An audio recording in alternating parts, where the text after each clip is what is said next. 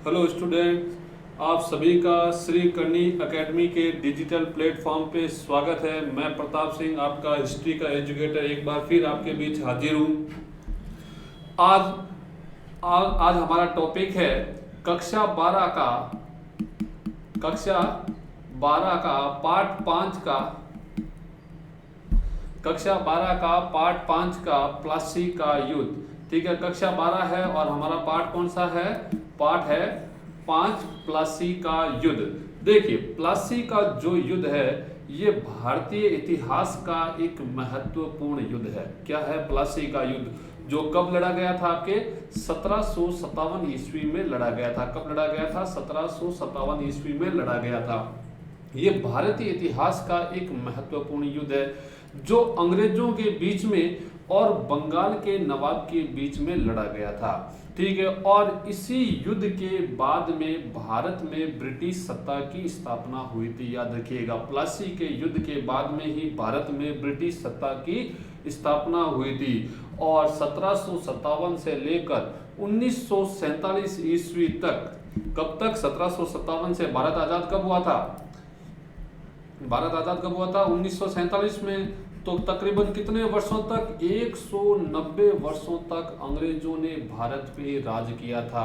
और इसके बीच की एक महत्वपूर्ण जो घटना है वो है हमारा 1857 का स्वतंत्रता संग्राम। यानी कि 1757 के लगभग 100 वर्ष बाद 1857 की क्रांति हुई थी, जिसे भारत का प्रथम स्वतंत्रता संग्राम कहा जाता है। याद रखिएगा। और भारत आजाद कब हुआ? 1947 ईस्वी को।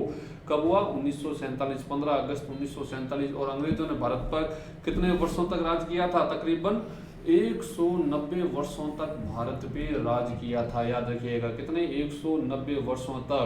और प्लासी का युद्ध 1757 में लड़ा गया था। अब देखते हैं कि इस युद्ध के प्रमुख कारण क्या रहे थे? इस युद्ध के प्रमुख कारण क्या रहे थे? देखिए, कारणों में सबसे पहले हम देखेंगे कि राजनीतिक कारण क्या थे। इस युद्ध के राजनीतिक कारण क्या थे? ठीक है, राजनीतिक कारणों में देखिए, पहला क्या है? नवाब के विरोधी थे। क्या थे? नवाब के विरोधी थे। नवाब के विरोधियों में कौन कौन थे? एक तो उस समय, सबसे पहले कि उस समय नवाब कौन था? बंगाल का नवाब। देखिए, 1756 ईस्वी में बंगाल का नवाब बना था सिराजुद्दौला। कौन बना था? सिराजुद्दौला बना था। कौन बना था? सिराजुद्दौला बंगाल का नवाब बना था। ये बात याद रखिएगा। उस समय बंगाल का नवाब कौन था? सिराजुद्दौला था। और नवाब के विरोधी कौन कौन थे इस समय? इस समय उसकी मौसी थी घसीटी बेगम। ठीक है, पूर्णिया का नवाब शौकत जंग, सेनापति था मीर जाफर, और सेठ था जगत सेठ, और दीवान था, यहाँ पे दीवान है, याद रखिएगा, दीवाना नहीं है। कौन है? दीवान है राजवल्लभ। कौन थे? दीवान राजवल्लभ थे। दीवान राजवल्लभ थे। तो ये सभी क्या थे? बंगाल के नवाब सिराजुद्दौला के विरोधी थे। और नवाब सिराजुद्दौला को पद से हटाने के लिए प्रयासरत थे। ये सभी क्या चाहते थे कि नवाब सिराजुद्दौला को पद से हटा दिया जाए। और ये नवाब सिराजुद्दौला से खुश नहीं थे। और अंग्रेज भी इन्हीं का साथ दे रहे थे। क्या दे रहे थे? अंग्रेज भी क्या दे रहे थे? इनका साथ दे रहे थे। क्यों दे रहे थे? क्योंकि अंग्रेजों को ऐसा लग रहा था कि इस युद्ध में वो जीत जाएंगे। यानी कि बंगाल के नवाब के जो विरोधी है, वो जो आपस में संघर्ष चल रहा है, और इस संघर्ष में भी नवाब के विरोधी जीत जाएंगे। देखिए, अंग्रेजों का मेन मोटिव क्या था? भारतीयों के आपसी द्वेष का फायदा उठाना। क्या उठाना?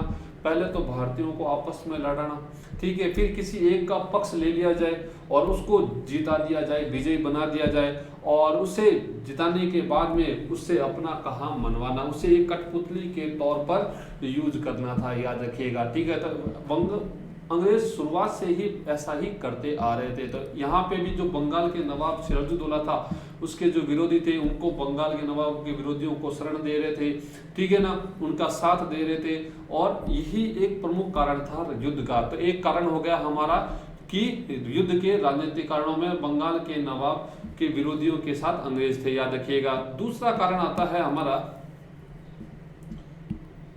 दूसरा कारण है नवाब के प्रति अशिष्टता। क्या है? नवाब के प्रति अशिष्टता। अशिष्टता कैसे? मैं भी आपको बताता हूं। अशिष्टता, नवाब के प्रति अशिष्टता कैसे? देखिए, उस समय नियम था कि जब भी कोई नया नवाब बनता है, क्या बनता है? उस समय नियम क्या था कि जब भी कोई नया नवाब बनेगा, नया नवाब, ठीक है, उस समय नियम था कि जब भी कोई नया नवाब बनेगा तो जो भी उस राज्य के बड़े लोग थे, जैसे बड़े व्यापारी हैं, बड़े अफसर हैं, या फिर और भी जो महत्वपूर्ण पदों पे थे, तो वो नए नवाब के प्रति शिष्टता प्रकट करने जाते थे, ठीक है, और उनके लिए उपहार, नजराना, गिफ्ट वगैरह लेके जाते थे, ठीक है। जब 1756 ईस्वी में सिराजुद्दौला नवाब बना, ठीक है, अली वर्दी खां के बाद में कौन नवाब बना था? सिराजुद्दौला, उन्हीं का नवासा था अली वर्दी खां का। अली वर्दी खां का कौन था? नवासा था सिराजुद्दौला, ठीक है, तो वो नवाब बना। तो अंग्रेजों ने उनके प्रति कोई शिष्टता प्रकट नहीं की, उनके लिए कोई गिफ्ट लेके नहीं गए। आज भी जैसे हमारे आज भी देख लिया जाए, यदि कोई नया अफसर आता है, जैसे मान लीजिए जिला कलेक्टर, तो शहर के जितने भी ठेकेदार होंगे, जितने भी छोटे मोटे अफसर होंगे, वो सब कलेक्टर के पास जाएंगे, सर बहुत बधाई हो, आपने जोधपुर में ज्वाइनिंग किया है, ठीक है, तो वो क्या कहेंगे? गिफ्ट लेके जाएंगे, उनसे मिलने जाएंगे। लेकिन अंग्रेजों ने नवाब सिराजुद्दौला के प्रति ऐसा कुछ भी नहीं किया। आज कोई नया प्रधानमंत्री बनता है तो सब लोग मिलने जाते हैं, जो भी बड़े बड़े पदों पर हैं, बड़े बड़े व्यापारी हैं, तो वो मिलने जाते हैं, लेकिन अंग्रेजों ने ऐसा कुछ नहीं किया, ठीक है। तो इससे भी नवाब सिराजुद्दौला क्या था? नाराज था कि भाई मैं नवाब बना, अंग्रेज भाई राजा भी तो ध्यान रखता कि मेरे से कौन कौन मिलने आया, किसने मुझे विश किया, किसने नहीं किया। आप भी तो ध्यान रखते हो कि आज मेरा बर्थडे था, मुझे इसने विश किया, इसने नहीं किया, तो वो चीज़ आपके दिमाग में रहती है। तो नवाब सिराजुद्दौला के दिमाग में भी ये बात थी कि भाई मैं नवाब बना और मुझे अंग्रेजों ने विश नहीं किया, ठीक है। और दूसरा कारण है हमारा व्यापारिक झगड़ा। क्या है दूसरा कारण? क्या है? व्यापारिक झगड़ा। अब देखिए कि व्यापारिक झगड़े की नींव कब पड़ी, इस व्यापारिक झगड़े की नींव कब पड़ी। देखिए मैं आपको इधर बताता हूं, 1717 ईस्वी में, 1717 एक्चुअली 1715 ईस्वी में एक ब्रिटिश दूत मंडल आया था जॉन सुरमन के नेतृत्व में। किसके नेतृत्व में? एक ब्रिटिश दूत मंडल आया था जॉन सुरमन के नेतृत्व में आया था। कौन आया था? ब्रिटिश दूत मंडल, यानी कि रियायतें प्राप्त करने के लिए एक व्यक्तियों का गुट आया था। जैसे आज भी आते हैं ना, हमारे दूसरे देशों के राजदूत आते हैं, विदेश मंत्री आते हैं, या फिर सलाहकार लोग आते हैं, भारत में आगे बातचीत करते हैं, भारतीय सलाहकार दूसरे देशों में। तो उस समय भी अंग्रेजों ने अपना दूत मंडल भेजा था जॉन सुरमन के नेतृत्व में, ना, ठीक है। किसके भेजा था? जॉन सुरमन के नेतृत्व में भेजा था। और उस समय भारत पर किसका राज था? फर्रुखसियर का राज था। किसका राज था? फर्रुखसियर का। फर्रुखसियर मुगल शासक था। कौन था उस समय? फर्रुखसियर मुगल शासक था। कौन था? मुगल शासक था फर्रुखसियर, ठीक है। अब देखिए कि जॉन सुरमन के साथ में एक डॉक्टर भी आया था। कौन आया था? एक डॉक्टर, उसका नाम था हैमिल्टन। एक डॉक्टर था हैमिल्टन, या सर्जन कह लीजिए, ये इसके साथ में आया था। अब इसने क्या किया कि मुगल शासक डॉक्टर हैमिल्टन ने मुगल शासक को एक बीमारी का इलाज किया था। मुगल शासक की एक बीमारी का क्या किया था? इलाज कर दिया था। और इससे फर्रुखसियर काफी खुश हुआ और उसने डॉक्टर हैमिल्टन को बुलाया कि भाई मैं तेरे इलाज से बहुत खुश हूँ, भाई मैं इतने समय से उस बीमारी से पीड़ित था और काफ़ी सफ़र कर रहा था, और तूने वो बीमारी मेरी क्या कर दी? ठीक कर दी। मैं तेरे से बहुत खुश हूँ। क्या? बहुत बहुत खुश हूँ। तू मांग, क्या मांगना चाहता है? तो डॉक्टर हैमिल्टन ने कहा कि भाई हमारी जो कंपनी है ईस्ट इंडिया कंपनी, आप उसके लिए कुछ रियायत दे दें, ठीक है। क्या दे दें? तो रियायत दे दें। तो फर्रुखसियर ने 1717 ईस्वी में कंपनी के नाम, कंपनी का नाम क्या है? East India company. क्या है? East India company. तो उसके नाम एक शाही फरमान जारी किया। क्या जारी किया? एक शाही फरमान जारी किया। शाही फरमान क्या जारी किया? 1717। देखिए जॉन सुरमन आया 1715 में, और शाही फरमान कब जारी हुआ? 1717 में जारी हुआ था, ठीक है। अब इस शाही फरमान में क्या था कि कंपनी को 3000 रुपये वार्षिक के बदले, 3000 रुपये वार्षिक के बदले बिना सीमा शुल्क व्यापार करने की अनुमति मिल गई। बिना सीमा शुल्क व्यापार करने की क्या मिल गई? अनुमति मिल गई। अब ये क्या है? जैसे मान लीजिए आज फॉर एग्जांपल, आज जैसे हाईवेज होते हैं, नेशनल हाईवे है या स्टेट हाईवे है, तो उस पर आपने देखा होगा कि टोल नाके आते हैं। क्या आते हैं? टोल नाके आते हैं। गाड़ी आती है तो उस भाई रोड जो गवर्नमेंट ने बनाई है उस रोड पे चलने के लिए आपको टोल नाकों पे टोल टैक्स देना पड़ता है, रोड टैक्स लगता है, ठीक है। तो वैसे ही उस पुराने जमाने में क्या होता था कि भाई जैसे राजाओं की जो अलग अलग स्टेट की जो सीमाएं होती थी, जो व्यापारी लोग थे तो सीमाएं होती थी, तो जब उन सीमाओं को क्रॉस करते थे, ठीक है, जैसे फॉर एग्जांपल पंजाब और राजस्थान की सीमा है, तो आप सीमा बॉर्डर को क्रॉस करोगे तो आपको क्या देना पड़ेगा, सीमा शुल्क देना पड़ेगा, जैसे अपन बोलते हैं कस्टम ड्यूटी, वो देनी पड़ेगी, ठीक है। तो उस समय भी सीमा शुल्क देना पड़ता था। तो अब इन्होंने क्या किया कि शाही फरमान जारी कर दिया कंपनी के नाम, ईस्ट इंडिया कंपनी के नाम क्या कर दिया, एक शाही फरमान जारी कर दिया कि आप 3,000 रुपये वार्षिक दो और बिना सीमा शुल्क, आप भले राज्य में कहीं से भी आओ जाओ, आपको कोई टैक्स नहीं देना पड़ेगा, एक बार आप 30,000 दे। जैसे फॉर एग्जाम्पल अभी भारत सरकार ने फास्टैग की पॉलिसी चलाई है कि अभी आप एक बार पैसा जमा कराओ और टोल नाके पर बिना रुके चले जाओ। तो ये था उस समय का फास्टैग मान लीजिए, और अभी इसको बोलते हैं फास्टैग, और उस समय इसको बोलते थे दस्तक प्रथा बोलते थे। क्या बोलते थे, दस्तक प्रथा। क्या बोलते थे, दस्तक प्रथा। ये क्या था, एक पास सिस्टम था। क्या था, पास सिस्टम था कि भाई आप टोल नाके पे पास दिखाओ और बिना पैसे दिए जाओ, और इस पास के लिए आपको साल में कितने रुपए देने हैं, 3,000 रुपए देने हैं। ये तो हुई छूट की बात। क्या हुई, छूट की बात हो गई, ठीक है। अब इससे व्यापारिक झगड़ा कैसे प्रारंभ हुआ, अब देखिए ये जो दस्तक प्रथा थी, क्या थी, दस्तक प्रथा था ये। अब ये दिया किसको गया था, ईस्ट इंडिया कंपनी को, अंग्रेजों को। किसको दिया गया था, अंग्रेजों को दिया गया था। जब भी मैं अंग्रेज वर्ड बोलूं या ब्रिटिश वर्ड बोलूं तो इसका मतलब ये होता है कि इंग्लैंड के निवासी, किसके निवासी, इंग्लैंड के निवासी, या फिर ग्रेट ब्रिटेन या इंग्लैंड एक ही है, तो उन लोगों के जो मूल निवासी है उनको बोला जाता है ब्रिटिश या अंग्रेज। जो भी गोरा व्यक्ति दिखे उससे अंग्रेज नहीं बोलते, ठीक है। जो ब्रिटेन के निवासी हैं, ग्रेट ब्रिटेन या फिर इंग्लैंड के, उन्हीं को अंग्रेज बोला जाता है, ठीक है। हम क्या देखते हैं कि भाई गोरा व्यक्ति है, ठीक है, वो क्या है, अंग्रेज है। नहीं, अंग्रेज मूल निवासी किसको बोला जाता है, ग्रेट ब्रिटेन के निवासियों को। जो फ्रांस का है तो उसे फ्रांसीसी बोलते हैं, ठीक है। जो डेनमार्क का है उसे डच बोलते हैं, ठीक है। वो नीदरलैंड के लोगों को क्या बोलते हैं, डच, ठीक है ना। अमेरिकन को अमेरिकन बोलते हैं, हम हिंदुस्तान के निवासियों को इंडियंस बोलते हैं, ठीक है। वैसे ही ग्रेट ब्रिटेन के निवासियों को क्या बोलते हैं, अंग्रेज बोलते हैं, ठीक है। तो ये ईस्ट इंडिया कंपनी को दिया गया था दस्तक प्रथा। अब हुआ क्या कि कंपनी के जो कर्मचारी थे, क्या थे, कंपनी के जो कर्मचारी थे, उन्होंने इसका दुरुपयोग करना प्रारंभ कर दिया। कंपनी के कर्मचारियों ने इसका दुरुपयोग करना क्या कर दिया, प्रारंभ कर दिया। कैसे, उन्होंने अपना निजी व्यापार कर दिया। कंपनी के जो कर्मचारी थे,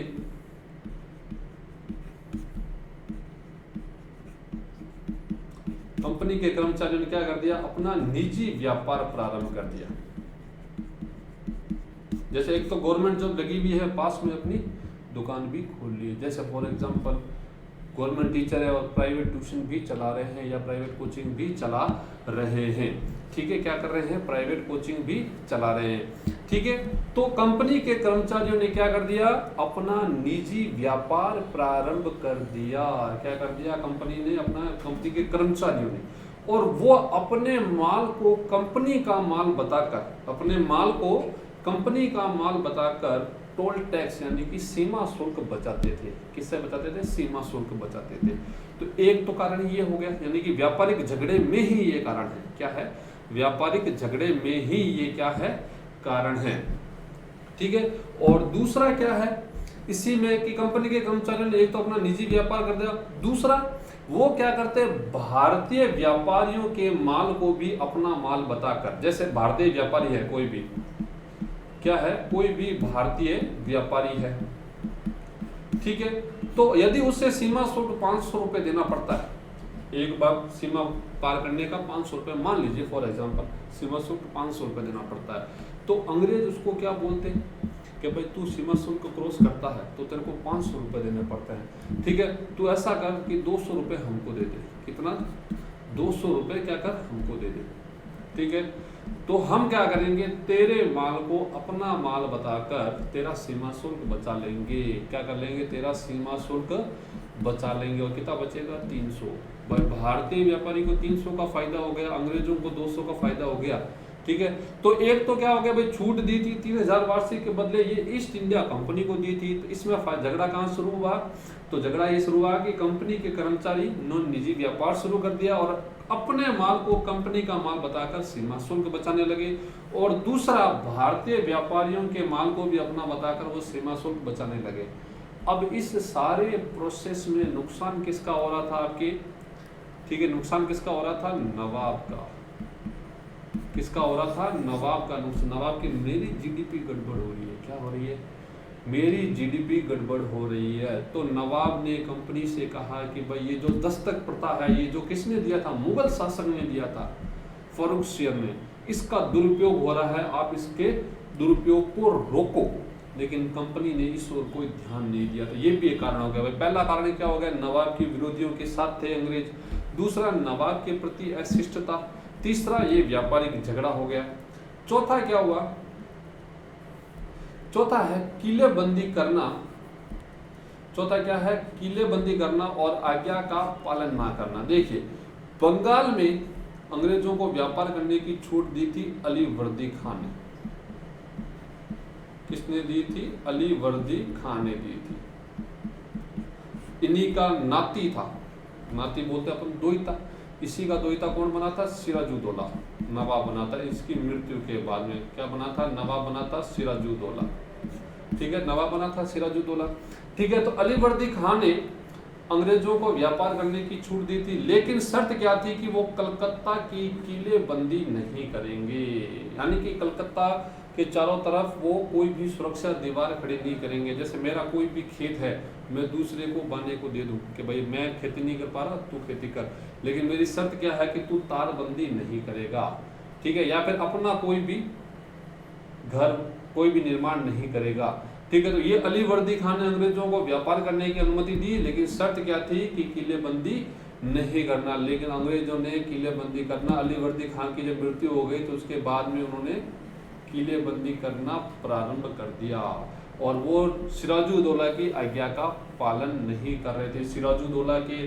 जो सैनिक थे उन्होंने किलेबंदी करने से मना किया, और उन्होंने क्या किया था, अंग्रेजों ने कलकत्ता के चारों तरफ खाई खोद दी थी। कलकत्ता के चारों तरफ क्या कर दी थी, खाई खोद दी थी। तो नवाब के अधिकारियों ने इस खाई को भरने को कहा था कि ये जो आपने नाई खोदी, खाई खोदी है, इसे क्या कर दो, वापस भर दो। लेकिन अंग्रेजों ने जवाब दिया कि भर देंगे, लेकिन मुसलमानों के सिर से भरेंगे। किससे भरेंगे, कलकत्ता, भैया मान लीजिए जैसे कलकत्ता शहर है, इसके चारों तरफ एक खाई खोद दी, ठीक है। तो नवाब के अधिकारियों ने कहा कि इस खाई को भर दो, लेकिन अंग्रेजों ने क्या जवाब दिया कि हम भरेंगे, लेकिन मुसलमानों के सिर से। किससे भरेंगे, मुसलमानों के सिर से भरेंगे। अब इससे नवाब के अधिकारी नाराज और नवाब भी नाराज कि भाई एक तो ये हमारे विरोधियों के साथ मिले हुए हैं, दूसरा मैं नवाब बना तो मुझसे मिलने भी नहीं आए, मेरे लिए कोई गिफ्ट भी नहीं लेकर आए, मेरे को कोई विश भी नहीं किया, ठीक है। तीसरा व्यापारिक झगड़ा, दस्तक का दुरुपयोग कर रहे हैं, मैं बार बार मना कर रहा हूँ लेकिन मेरी कोई सुनवाई नहीं हो रही है, मैं नवाब हूँ यार, ठीक है। पांचवा कारण क्या है, नवाब के शत्रुओं को शरण देना। और शरण देने में कौन थे, राजवल्लभ और उसका पुत्र था कृष्णवल्लभ। इनको अंग्रेजों ने शरण दे रखी थी और नवाब ने इनकी मांग की थी, लेकिन वो इसकी मांग को मान नहीं रहे थे। भाई नवाब कह रहा है कि भाई एक तो मेरे शत्रुओं को शरण दे रखा है, मेरे राज्य में रह रहे हो, मेरी परमिशन से रह रहे हो और मेरा ही कहना नहीं मान रहे हो, ठीक है। तो ये 5 प्रमुख कारण थे किसके, प्लासी के युद्ध के। याद रखिएगा, किसके, प्लासी के युद्ध के। याद रखने का आप आराम से 2 बार पढ़िए, 3 बार पढ़िए, याद होगा, ठीक है ना। और पॉइंट बना के अच्छी तरह से लिखिए, तभी आप एग्जाम में अच्छे मार्क्स प्राप्त कर सकते हो। पॉइंट टू पॉइंट, और पॉइंट का अच्छी तरह से विस्तार दीजिए। राइटिंग अच्छी होती है या नहीं होती ये कोई मैटर नहीं करता, राइटिंग ऐसी होनी चाहिए जो आराम से समझ में आ जाए पढ़ने वाले को, क्योंकि पढ़ने वाला कोई भी हमारा रिलेटिव नहीं होगा कि वो ज़्यादा ध्यान लगा के पढ़ेगा, ज़्यादा मेहनत करके पढ़ेगा। अगर उसे इजी वे में समझ में आ रहा है तो वो आराम से पढ़ेगा, और समझ में नहीं आ रहा तो वो ज़्यादा एफर्ट नहीं लगाएगा, ठीक है। तो पॉइंट टू पॉइंट पढ़ाई करते हैं। तो प्लासी के युद्ध के 5 कारण क्या हो गए, एक तो नवाब के शत्रुओं को शरण देना, ठीक है। दूसरा कारण हो गया कि नवाब के प्रति अशिष्टता। तीसरा हो गया कि दस्तक प्रथा का जो दुरुपयोग हो रहा था, ठीक है ना, तो उसके प्रति कोई सुनवाई नहीं हो रही थी। चौथा हो गया किलेबंदी करना और नवाब की आज्ञा का पालन न करना। और 5वां नवाब के शत्रुओं को शरण देना, ठीक है। अब क्या होता है आगे, देखिए नवाब की कारण हो गई ये, इतनी चीजें हो गई। अब नवाब आउट ऑफ कंट्रोल हो गया। क्या हो गया कि भाई मैं इतनी देर से कह रहा हूँ, इतने दिनों से कह रहा हूँ, मेरी कोई भी बात नहीं मान रहे। और नवाब ने क्या किया, 4 जून 1756 ईस्वी को 4 जून 1756 ईस्वी को अंग्रेजों की कासिम बाजार कोठी पर आक्रमण कर दिया। अंग्रेजों की कासिम बाजार, ये कलकत्ता में है, कोठी पर आक्रमण कर दिया और उस पर कब्जा कर लिया। क्या कर लिया, कब्जा कर लिया, ठीक है। और 20 जून को नवाब ने अंग्रेजों के मुख्यालय फोर्ट विलियम पर अधिकार कर लिया। फोर्ट विलियम पर क्या कर लिया, अधिकार कर लिया। अब इसमें क्या होता है कि 146 अंग्रेजों को बंदी बना लिया जाता है। किसको, 146 अंग्रेजों को बंदी बना लिया जाता है, ठीक है। और इन्हें 10/18 के एक कमरे में बंद कर दिया जाता है। क्या कर दिया जाता है, इन्हें 10/18 के एक कमरे में बंद कर दिया जाता है। और रात को इनमें से 123 लोगों की मृत्यु हो जाती है। क्या हो जाती है, मृत्यु हो जाती है। और 23 लोग ही जिंदा बचते हैं, ठीक है। क्या बचते हैं, जिंदा बचते हैं। तो और इसे इतिहास में किस नाम से जाना जाता है, ब्लैक हॉल दुर्घटना। ब्लैक हॉल दुर्घटना या काल कोठरी की घटना, क्या है, या फिर काल कोठरी की घटना कहा जाता है। और इसकी डेट अमूमन एग्जाम में पूछी जाती है। 20 जून 1756 ईस्वी की ये घटना है। घटना क्या है कि भाई जो युद्ध के जो कारण थे वो आपको आगे समझ में, जब नवाब आउट ऑफ कंट्रोल हुआ, भाई उसका जब धैर्य जवाब दे गया, धैर्य क्या हो गया, उसका जवाब दे गया, तो उसने 4 जून को कलकत्ता की कासिम बाजार फैक्ट्री पर आक्रमण किया और 20 जून को उसने अंग्रेजों के मुख्यालय फोर्ट विलियम पर क्या कर लिया, अधिकार कर लिया।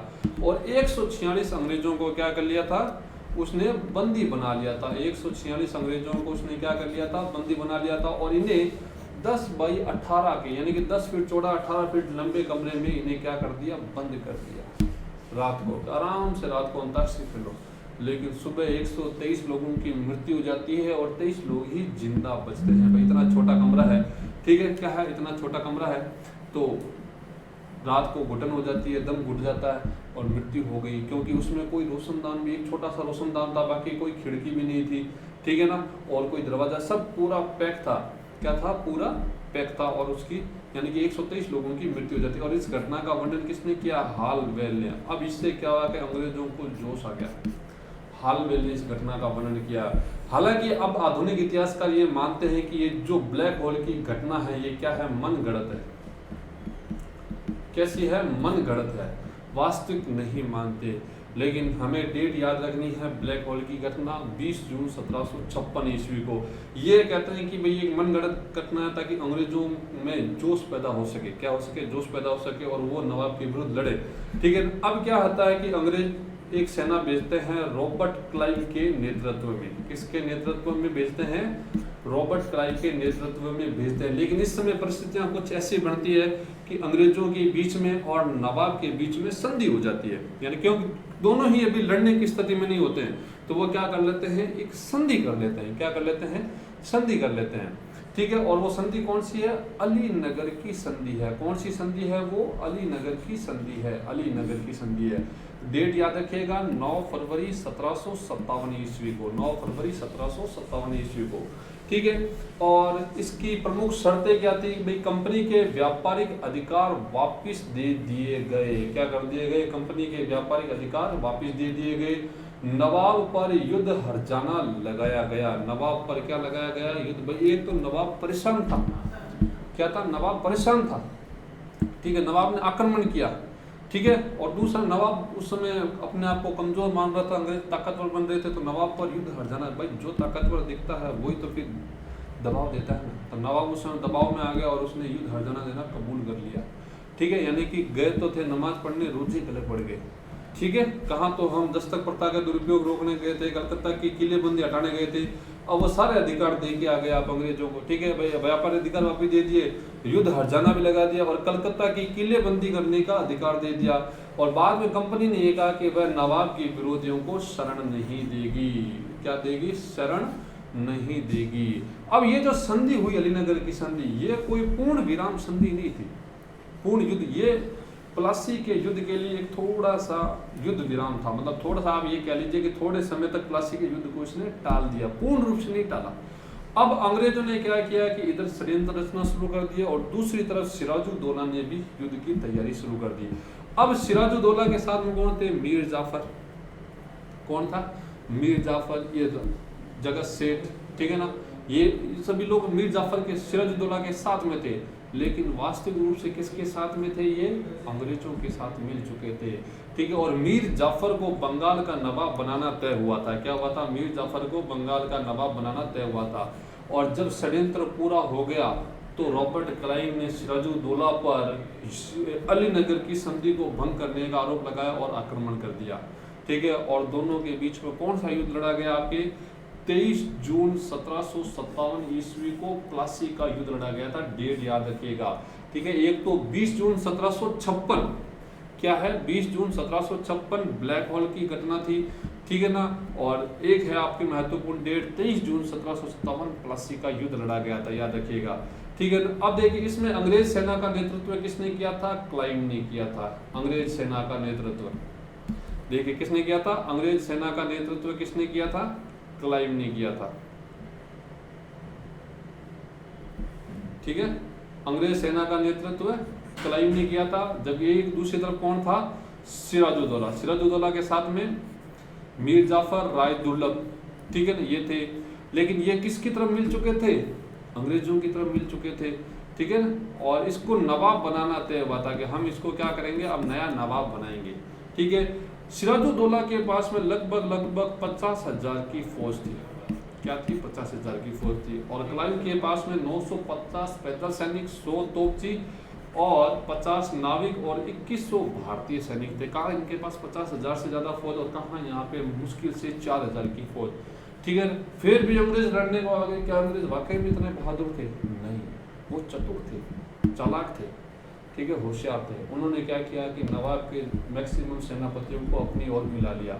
अब सिराजुद्दौला इस भरोसे में था कि मेरे पीछे 50,000 सैनिकों की फौज है, मुट्ठी भर अंग्रेज मेरा क्या कर लेंगे, क्या कर लेंगे, क्या कर लेंगे, ठीक है। अब सिराजुद्दौला को क्या पता कि ये जो मेरे साथ खड़े हैं ये मेरे साथ नहीं है, बल्कि किसके साथ हैं?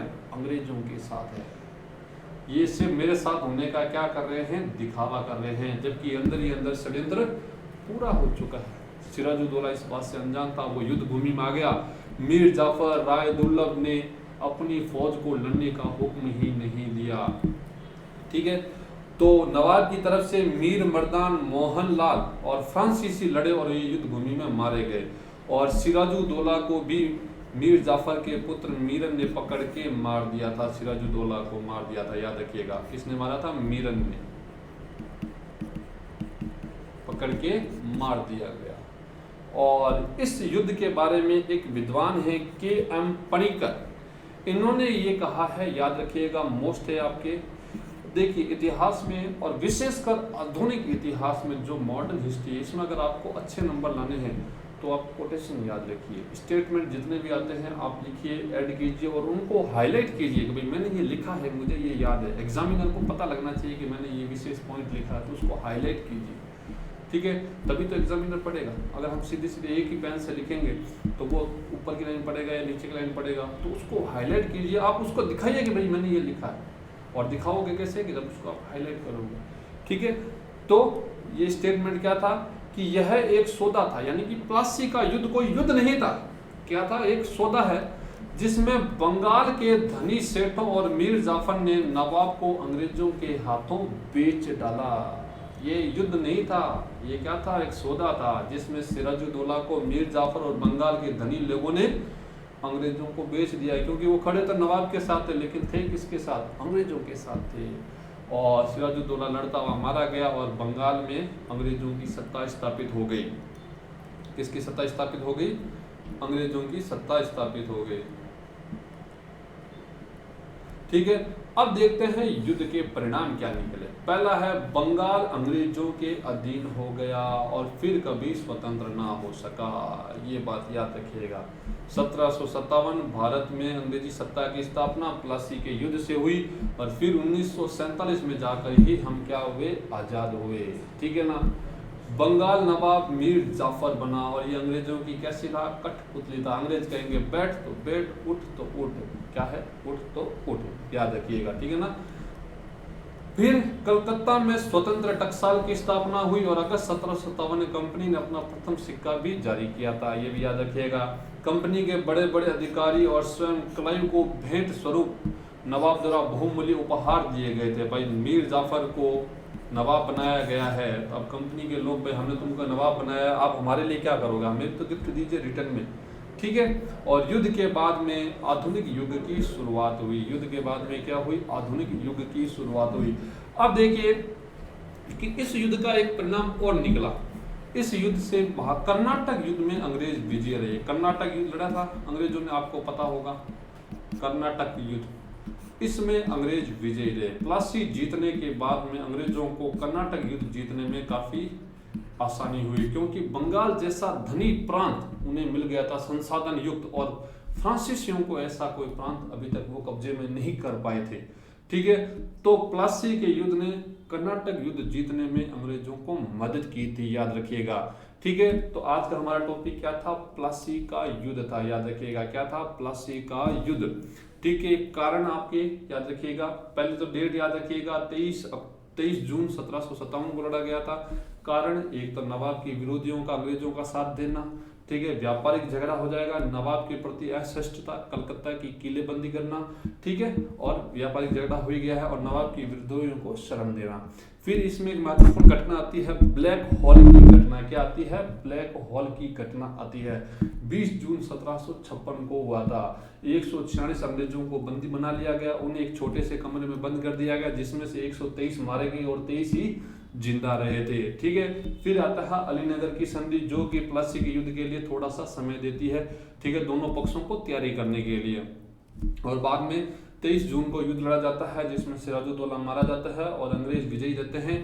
रॉबर्ट क्लाइव ने अंग्रेजी सेना का नेतृत्व किया था और मीर जाफर बंगाल का नया नवाब बना था। और इस युद्ध के बाद में ही भारत में अंग्रेजी शासन की स्थापना होती है, ठीक है, और आधुनिक युग की शुरुआत होती है, याद रखिएगा, किसकी होती है, आधुनिक युग की शुरुआत होती है। और भारत 190 वर्षों तक अंग्रेजों के अधीन हो जाता है, अंग्रेजों की गुलामी के अधीन हो जाता है, ठीक है। तो आज के टॉपिक में इतना ही, हम अगली क्लास में फिर मिलेंगे। बहुत बहुत धन्यवाद।